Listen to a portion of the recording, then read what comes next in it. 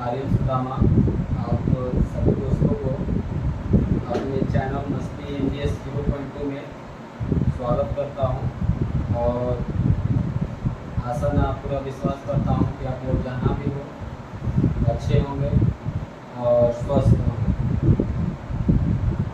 क्योंकि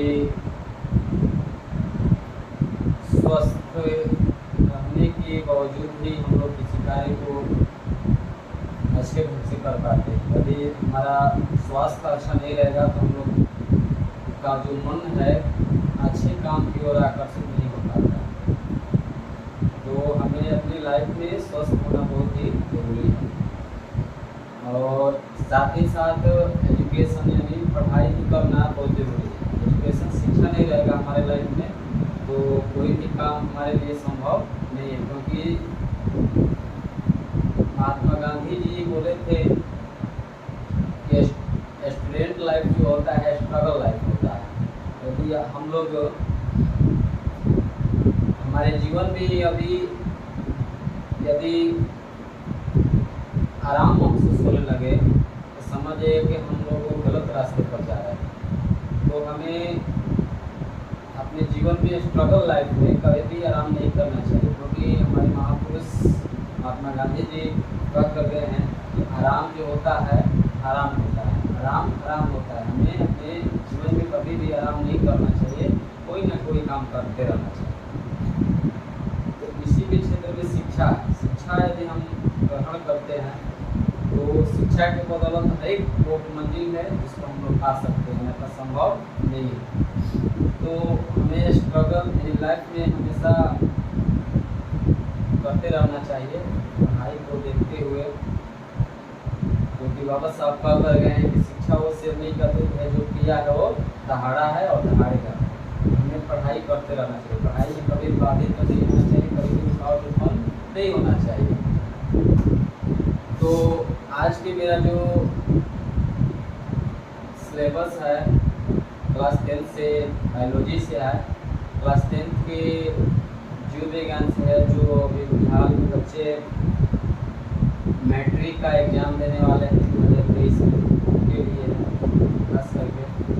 तो हमें बच्चों को जितना हो सके फ्री सेवा में बच्चों को पढ़ाना है, शिक्षित करना है, क्योंकि शिक्षा के बदौलत ही हमारा समाज विकास के तौर पर चल सकता है, विकास कर सकता है।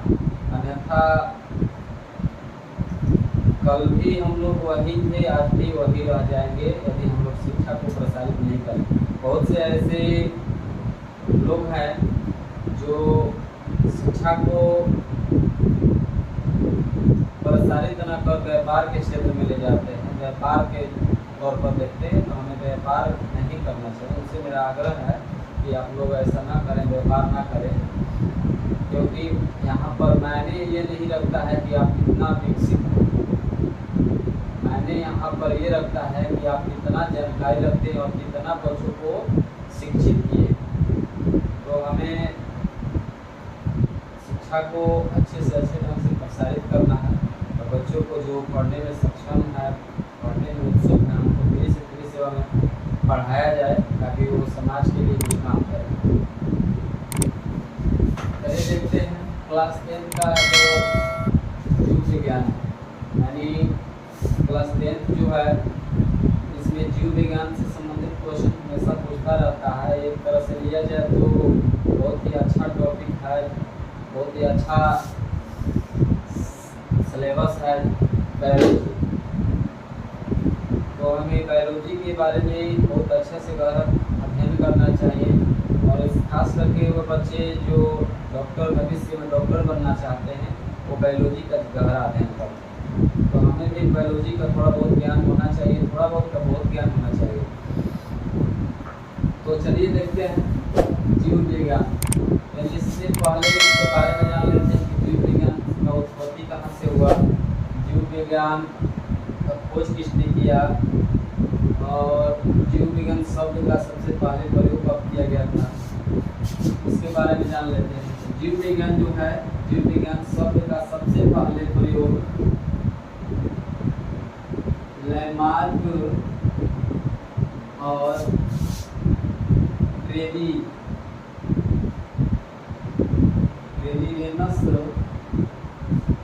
वैज्ञानिक लैमार्क और ट्रेवियनस, इन दोनों वैज्ञानिकों ने सबसे पहले जीव विज्ञान शब्द का प्रयोग किया था और इन्होंने इस प्रयोग के आधार पर इसको स्थापित किया कि नहीं, जीव विज्ञान एक बुक है, जीव विज्ञान एक शब्द है। तो इसके आधार पर अरस्तु आए और अरस्तु ने इस विज्ञान के क्षेत्र में, जीव विज्ञान के क्षेत्र में बहुत ही बड़ा योगदान दिया। अरस्तु आए और अरस्तु ने जीव विज्ञान शब्द, जीव विज्ञान के पीछे बहुत ही बड़ा योगदान दिया और उन्होंने ही बताया कि जो जीव विज्ञान है इसमें केवल जीवों के बारे में अध्ययन किया जाता है। यदि जीव विज्ञान के बारे में हमें जानना है तो हमें बहुत ही अंतर तक जाना पड़ेगा। तो जीव विज्ञान शब्द यानी जीव विज्ञान का कोई यदि पूछा जाए कि जीव विज्ञान का खोज किसने किया था तो अरस्तु नामक वैज्ञानिक ने किया था। और जीव विज्ञान शब्द का सबसे पहले प्रयोग किसने किया था तो लैमार्क और ट्रेवियनस थे। जीव विज्ञान में हम लोग जान गए कि लैमार्क और ट्रेवियनस नामक वैज्ञानिक ने सबसे पहले जीव विज्ञान शब्द का प्रयोग किया था। जीव विज्ञान शब्द का सबसे पहले प्रयोग किया लैमार्क और ट्रेवियनस और अरस्तु ने इस विज्ञान के पीछे बहुत बड़ा योगदान दिया। उन्होंने बताया कि जीव विज्ञान में केवल जीवों के बारे में अध्ययन किया जाता है। इनके योगदान के बदौलत ही जीव विज्ञान जो है अस्तित्व में आया, इसीलिए इन्हें जीव विज्ञान का जन्मदाता बोला जाता है। यानी जीव विज्ञान कोई बोले क्वेश्चन आएगा कि जीव विज्ञान को किसने किया था तो अरस्तु नामक वैज्ञानिक ने किया था। और इसका प्रयोग सबसे पहले, इस शब्द का प्रयोग, जीव विज्ञान शब्द का प्रयोग लैमार्क और ट्रेवियनस नामक वैज्ञानिक ने किया था। तो इससे पहले जान लेते हैं कि जीव विज्ञान में पहले बताया गया कि जीव विज्ञान जो है इसमें केवल जीवों के बारे में अध्ययन किया जाता है। तो जीवों को कैसे हम लोग साबित कर सकते हैं कोई जीव है कौन निर्जीव है, तो इसके आधार पर जीव जो होते हैं दो तरह के होते हैं, एक सजीव होता है, एक निर्जीव होता है। तो उसको भी जान लेते हैं।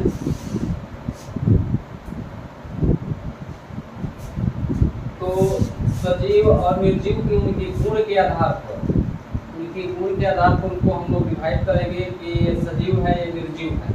तो हम लोग उसको गुण के आधार पर जानेंगे कौन सजीव है कौन निर्जीव है। पहले जान लेते हैं सजीव के बारे में। इस तरफ सजीव और इस तरफ निर्जीव। तो इसके गुण के आधार पर जानेंगे। सजीव का एक ऐसा गुण होता है, निर्जीव में कौन सा गुण होता है। तो सजीव को जान लेते हैं। सजीव जो होता है ना, एक पोषण की क्रिया करता है, पहला पोषण की क्रिया करता है, जबकि निर्जीव पोषण की क्रिया नहीं करता है। सजीव जो होता है पोषण की क्रिया करता है, जबकि निर्जीव पोषण की क्रिया नहीं करता है। अब आगे यहाँ बात की पोषण का है। तो पोषण जो होता है भोजन, पोषण को हम एक ऐसा बोल सकते हैं कि भोजन है, क्योंकि बिना भोजन के किसी भी जीव के नियमित ढंग से अपने शरीर की सुचारू ढंग से चलाने के लिए यदि हम लोग पोषण की क्रिया ना करें, भोजन ना करें, तो हम लोग अपने जीव को, अपने जीवन को अच्छे ढंग से यापन नहीं कर सकते, नहीं बिता सकते। क्योंकि हमारे शरीर में कोशिकाएं जो होती है अनवरत टूटती रहती है और टूटने के कारण उन कोशिकाओं को पुनः जोड़ने के लिए हमें ऊर्जा की आवश्यकता पड़ती है। और ऊर्जा तब तक हमें नहीं मिलेगा जब तक हम भोजन न कर लें, पोषण की क्रिया न कर लें। तो ये सजीव जो होता है इस पोषण की क्रिया करता है, जबकि निर्जीव पोषण की क्रिया नहीं करता। एक तरीका से समझ लेते हैं कि सजीव किसे कहते हैं। तो ऐसा जीव जिसके अंदर जीव हो, वैसा जीव जिसके अंदर जीव हो उसे हम लोग सजीव बोलते हैं, और जिसके अंदर जीव न हो उसको निर्जीव बोलते हैं। तो इसके गुण के आधार पर भी जान लेते हैं। सजीव पोषण की क्रिया करता है, जबकि निर्जीव नहीं करता है। सजीव जो है उत्सर्जन की क्रिया करता है, जबकि निर्जीव उत्सर्जन की क्रिया नहीं करता है। अब उत्सर्जन का मतलब क्या होता है? तो हमारे विभिन्न उपापचय क्रियाओं के फलस्वरूप, उपापचय के मतलब हम कोई ना कोई क्रिया शरीर में करते रहते हैं। जैसे भोजन किए तो भोजन हमारे शरीर में गया और उसका पाचन हुआ, तो पाचन के फलस्वरूप कुछ अपचा हुआ भोजन भी रह जाता है, तो उस अपचे हुए भोजन को बाहर निकालना सर्जन है। तो जो सजीव होता है वो क्या करता है, अपने शरीर में जो उपस्थित हानिकारक पदार्थ होता है उसको बाहर निकालता है। तो सजीव में ऐसा क्रिया होता है, जबकि निर्जीव में नहीं होता है। तो सजीव पोषण की क्रिया करता है जबकि निर्जीव नहीं करता है, तो सर्जन की क्रिया करता है जबकि निर्जीव नहीं करता है। तीसरा, सजीव जो है श्वसन की क्रिया करता है जबकि निर्जीव नहीं करता है। यानी सजीव जो होता है ये श्वसन की क्रिया करता है लेकिन निर्जीव नहीं करता है। श्वसन का मतलब सांस लेना और छोड़ना। हम लोग पहले क्लास या दूसरी क्लास में पढ़ते थे कि सांस लेना और छोड़ना ही श्वसन है, लेकिन जब हम लोग जैसे ही हाईएस्ट क्लास में जाते हैं, उच्च क्लास में जाते हैं, तो इसका जो डिफिनेशन है बदलता जाता है। तो सजीव जो है श्वसन की क्रिया करता है अर्थात सांस लेता है, जबकि निर्जीव सांस नहीं लेता है। उसके बाद सजीव को लेते हैं, सजीव जो है वृद्धि करता है, वृद्धि की क्रिया करता है, जबकि निर्जीव वृद्धि की क्रिया नहीं करता है। वृद्धि का मतलब हो गया, जैसे में एग्जाम्पल ले लेते हैं, हम लोग जब छोटे थे तो छोटे से बढ़ते बढ़ते बढ़ते इतना हमारा हाइट हो गया, लगभग 5 फीट हो गया। तो इनका मतलब कि हम लोग वृद्धि किए हैं, हमारा शरीर के सभी अंग वृद्धि किया है, अर्थात हम लोग सजीव हैं। तो सजीव वृद्धि करता है जबकि निर्जीव वृद्धि नहीं करता है। निर्जीव में ले लेते हैं, ईंट को ले लेते हैं, कल भी 5 इंच का था, आज भी 5 इंच का है। कुर्सी ले लेते हैं, कल भी 3 फीट का था, आज भी 3 फीट का है, अर्थात ये निर्जीव वृद्धि नहीं करता है जबकि सजीव वृद्धि करता है। अब ले लेते हैं, सजीव जो है जन्म की क्रिया करता है जबकि निर्जीव जन्म की क्रिया नहीं करता है। अब जन्म का मतलब समझ लेते हैं।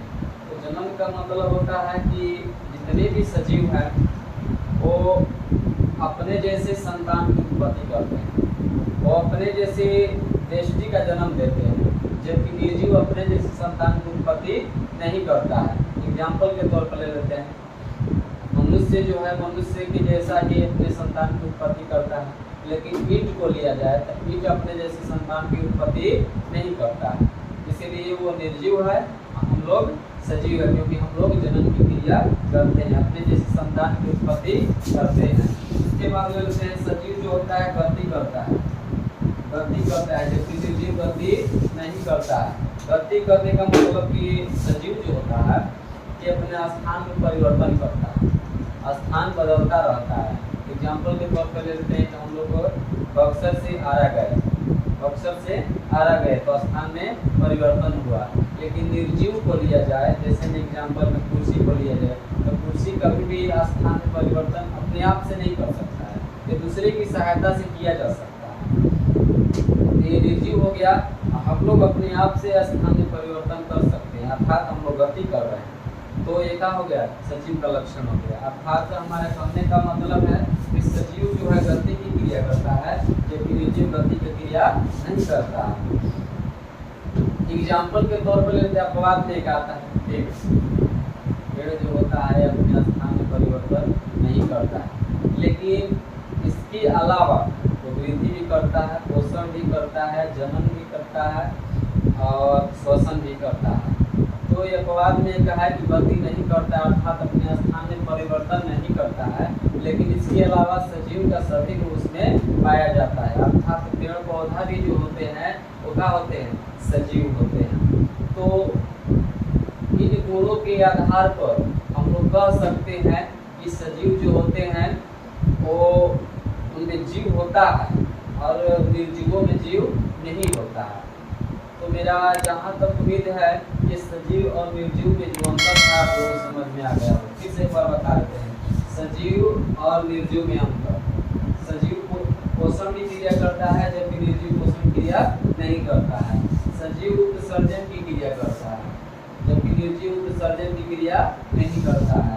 सजीव श्वसन की क्रिया करता है जबकि निर्जीव श्वसन की क्रिया नहीं करता है। सजीव वृद्धि करता है अर्थात अपने लंबाई की वृद्धि करता है और अपने लंबाई को विकास में लाता है। प्रकाश करता है अपनी लंबाई में, जबकि निर्जीव वृद्धि नहीं करता है। सजीव जो होता है जनन की क्रिया करता है, अर्थात अपने जैसे संतान की उत्पत्ति करता है, जबकि निर्जीव नहीं कर पाता है। इसके बाद सजीव जो है गति की क्रिया करता है, अर्थात अपने स्थान में परिवर्तन करता है, जबकि निर्जीव अपने स्थान में परिवर्तन नहीं करता है। अपवाद में पेड़ पौधा हमें पता है जो अपने स्थान में परिवर्तन नहीं करता है, लेकिन इसके अलावा सजीव का सभी गुण उसमें मौजूद होता है। तो मेरा जहाँ तक उम्मीद है कि आप लोग ये समझ में आ गया होगा। और सजीव और निर्जीव के आधार पर हम लोग जो जीव होते हैं वो कोशिका लिया जाए तो पूरा शरीर कोशिका से मिलकर बना, तो कोशिकाओं के आधार पर लिया जाए तो जीव दो तरह के होते हैं, तो उसको हम लोग नेक्स्ट वीडियो में जानेंगे। ठीक है, मेरा जहाँ तक उम्मीद है कि आप लोगों को समझ में आ गया होगा। यदि आया होगा तो कृपया करके मेरे वीडियो को आगे शेयर कर देना ताकि और भी बच्चों के पास पहुँचे और उलझन को सुलझाया जा सके। और जो भी बच्चे मेरे चैनल विजिट कर रहे हैं उनका अभी तक मेरे चैनल का बहुत बड़ा योगदान रहा है। और जो सब्सक्राइब अभी तक नहीं किए हैं तो कृपया करके प्लीज़ सब्सक्राइब कर लिया जाए और बेल आइकन घंटी को भी दबा दिया जाए ताकि जो भी मैं नया वीडियो डालूँ आपके पास सबसे पहले पहुँचे। और लाइक भी खूब देना है क्योंकि इससे मेरा मनोबल बढ़ता है और मैं नया नया टॉपिक लेकर आता रहूँ। धन्यवाद।